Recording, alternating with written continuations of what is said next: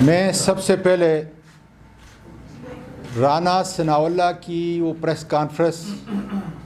اور اس کے ساتھ اس کا جو اسٹوج بیٹھا ہوا تھا اسسٹنٹ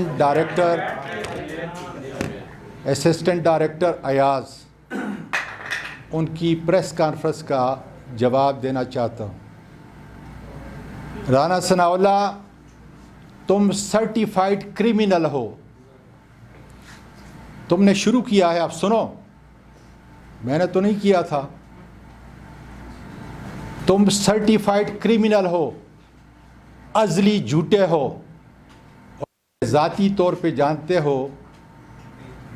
کہ مجھے اپنی عزت سے زیادہ کوئی چیز ضرورت نہیں، نہ کوئی آفس، بڑی بڑی منسٹریوں میں رہا ہوں اور انشاءاللہ تعالیٰ پھر رہوں گا اگر زندگی ہوئی۔ بچو، یہ مکافات عمل ہے، دنیا کا دستور ہے۔ جو آج تم اس پاکستانی قوم کے سامنے بو رہے ہو وہی کاٹو گے، اور اللہ کا شکر ہے کہ اللہ تعالیٰ نے میری مالی اور اخلاقی جتنی حفاظت کی ہے، میں اور میری اولاد اس کے لیے جتنے بھی شکر ادا کریں کم ہے۔ تم اتنے گرے ہوئے انسان ہو کہ وہ رپورٹر صدف شہید، اس کی شہادت کو بھی تم متنازع بنانے کی کوشش کر رہے تھے۔ اللہ کا شکر ہے کہ اس کے خاندان والے انسانیت اور دکھ سے دوچار، انہوں نے تمہارا محاسبہ کیا۔ میں ارشد شریف کی اس بہادر ماں کو اور اپنی بہن کو عقیدت کا پورے پاکستانی قوم کی طرف سے، سارے شہیدوں کی طرف سے سلام پیش کرنا چاہتا ہوں کہ جس بہادری سے اس نے اس سارے المیہ کا مقابلہ کیا اور ان تمام آفر کو ٹھکرا دیا، کاش ہمارے ملک کی عدالتیں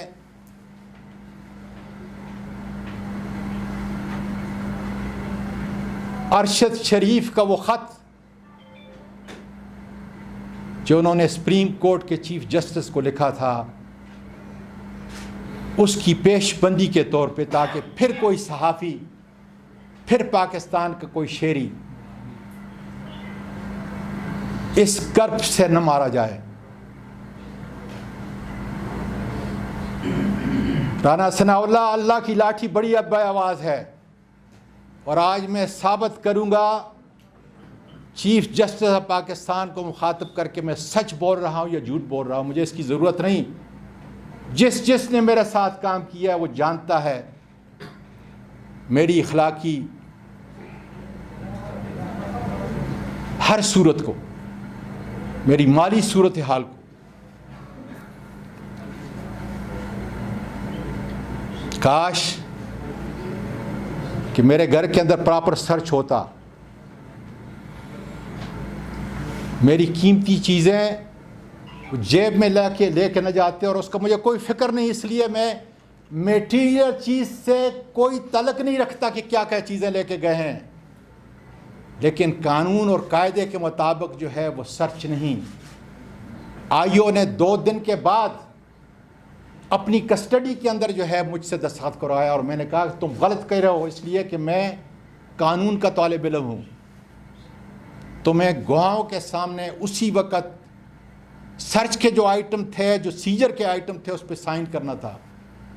تم نے 2 گواہوں کو پڑوس سے لے کر کے وہاں کھڑا کرنا چاہیے تھا، تاکہ وہ قیمتی چیزیں میں نے چوری کرتے، لیکن اس کی قطعاً کوئی پرواہ نہیں، نہ میں ذکر کروں گا، اس لیے کسی عہدے کی پرواہ نہیں۔ اللہ کی قسم اگر یہ میری جان نکال لیتے،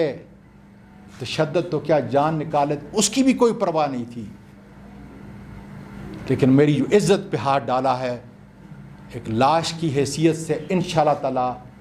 میں ملک کے نہیں، میں بین الاقوامی ہر دروازے پہ دستک دوں گا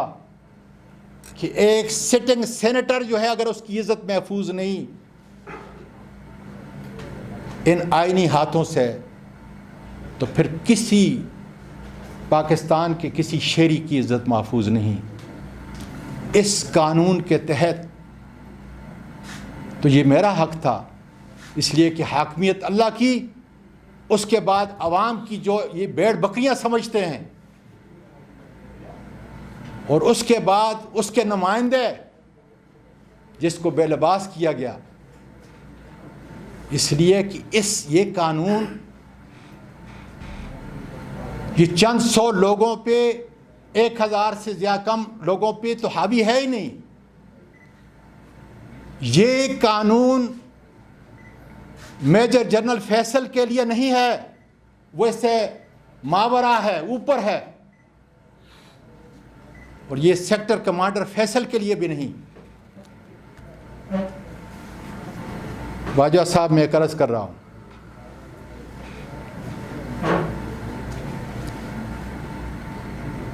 کہ اگر آپ کی ایجنسی کو یہ کہہ رہی ہے کہ یہ واقعہ غلط ہے،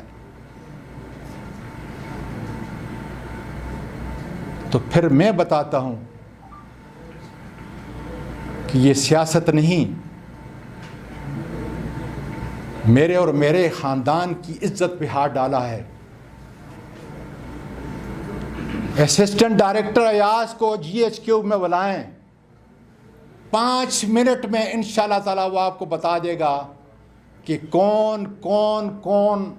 اس گناونے جرم کے اندر جو ہے ملوث تھا۔